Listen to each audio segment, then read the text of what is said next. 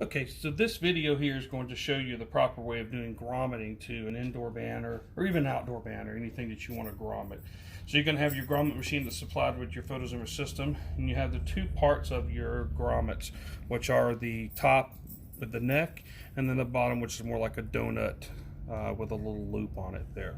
So when you go to grommet your banner material, you want to make sure you come in about a ½ inch, so you'll have a ½ inch of space at the top and a ½ inch of space at the side.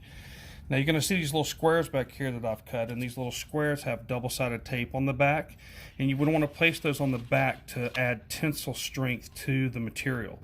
You don't want the material loose, it doesn't do any good, so you want to make sure that it's adhered to the banner material, whether it be indoor or outdoor. And you always want it in the corner because that's where it's being tugged on the hardest when you're putting your grommet there. That's where the strings and the wind are going to do it.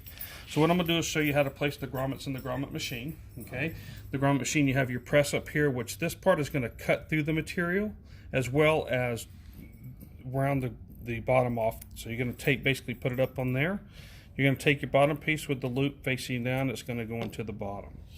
When you go to grommet it, it's fairly simple. All you're going to do again is place your material up in here. Again, you want about a ½ inch of space. When you go to push, you're going to hear it pop, and that's where it's cut through the material. And you want to continue to press down on the grommet until it is rolled into the material. It's going to cut your hole out. All you do is just push the extra material out, and now you're grommet. Again, to add tensile strength to it, you would want to apply this to the back corner. So you would use the photozoomer banner tape.